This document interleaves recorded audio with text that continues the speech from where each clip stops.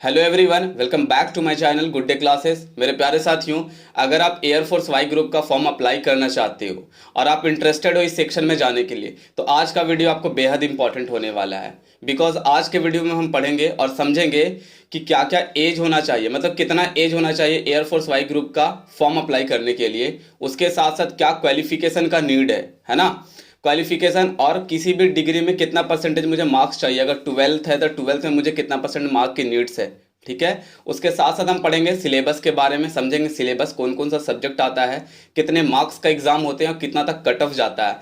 ये सारी चीज़ें आपको जानना बेहद ज़रूरी है। बिकॉज इसके बिना बेवकूफ़ी है फॉर्म अप्लाई भी करना या फिर सोचना भी कि हम एयरफोर्स वाई जैसे ग्रुप में मैं जाऊं।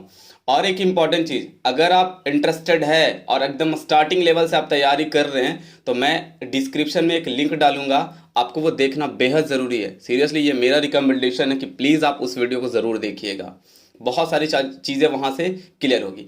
तो सबसे पहले हम बात करेंगे एज के बारे में। एज क्या होना चाहिए, तो आपका मिनिमम एज 17 और मैक्सिमम 21, यानी 17 से 21 के बीच में आपका एज होना चाहिए।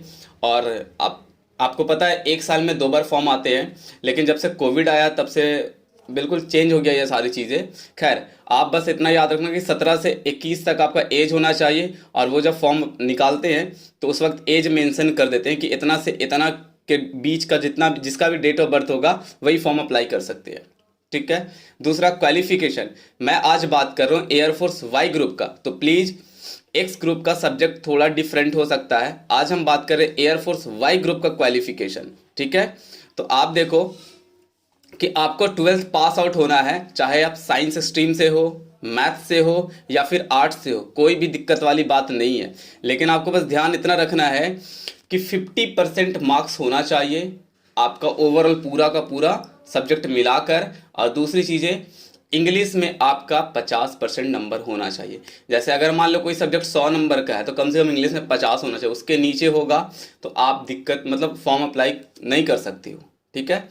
अब तीसरी बात करते हैं कि कितना नंबर का होता है। मेरे प्यारे दोस्तों, अगर आप वाई ग्रुप का बात करो तो 50 नंबर का एग्ज़ाम लिया जाता है, जिसमें टाइम होता है 45 मिनट्स, जिसमें आपका 3 सेक्शन होते हैं, एक इंग्लिश, दूसरा रीजनिंग या रागा कह लो, और तीसरा जीके जीएस।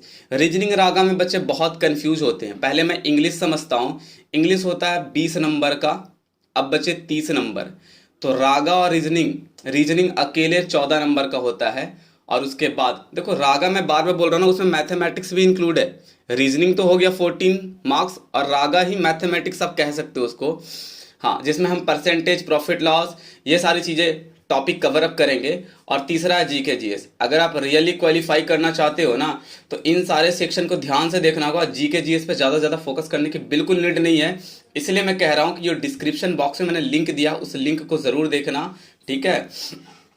हाँ, तो ये सारी चीज़ों की बिल्कुल नीड है। आपको बेहतरीन तरीके से सिलेबस सबसे पहले समझना है, अदरवाइज बहुत डिफिकल्ट है वहाँ तक पहुँचना फर्स्ट अटेम्प्ट में।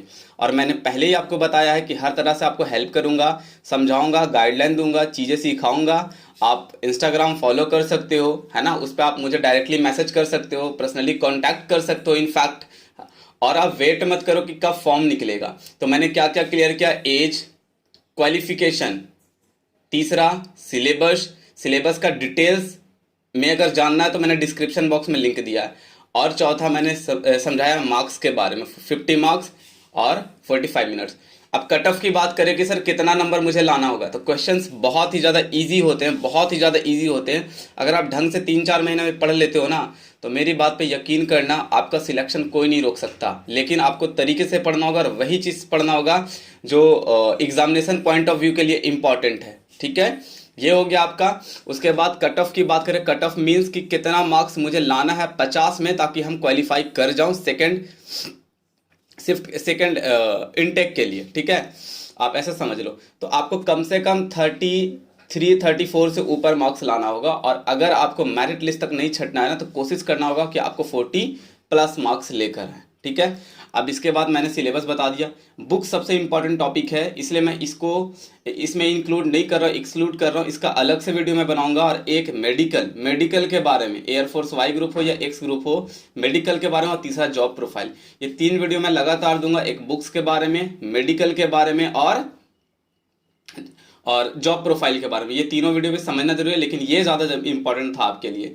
तो चलिए मेरे प्यारे बच्चे, आप सभी को थैंक यू सो मच। इसी तरह से प्यार दीजिए, कमेंट में अपना फीडबैक दिया कीजिए, कमेंट किया कीजिए। ये सारी चीज़ें मुझे बहुत अच्छा लगता है, ताकि और भी मैं इंस्पायर हूँ और ज़्यादा से ज़्यादा वीडियो बनाने की कोशिश करूँ। बहुत सारे चीज़ें होती हैं जो मैं कंटिन्यू वीडियो नहीं बना पाता हूँ, लेकिन अब मैं कंटिन्यू वीडियो बनाना चाहूँगा और कोशिश करूँगा कि हर दिन वीडियो अपलोड करूँ। थैंक यू सो मच बच्चे, मिलते हैं अगले वीडियो के साथ। Bye bye.